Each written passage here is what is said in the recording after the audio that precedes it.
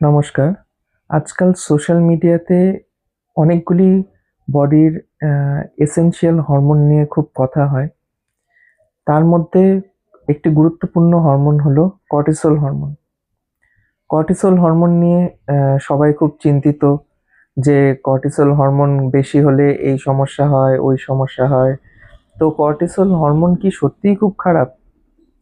প্রথম কথা দেখুন, কর্টিসল হরমোন যদি খারাপই হতো তাহলে আমরা যে এভলিউশনে এত বড় একটি জার্নি ক্রস করে আমরা এই 2026-এ এসেছি।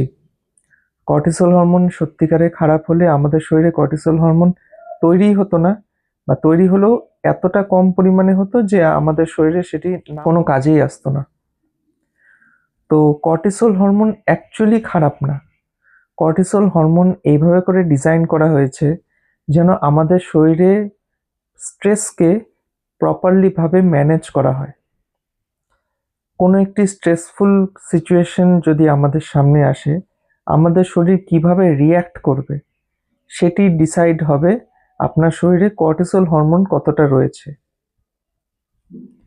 তো কর্টিসল হরমোন অ্যাকচুয়ালি খারাপ না।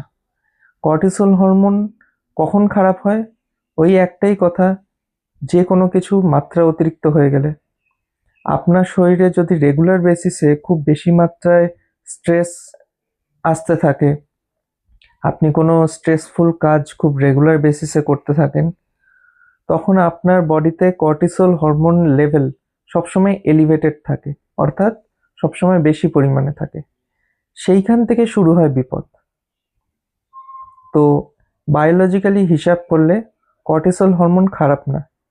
কর্টিসল হরমোনকে আমাদের সার্ভাইভাল হরমোন বলে, স্ট্রেস হরমোন বলে।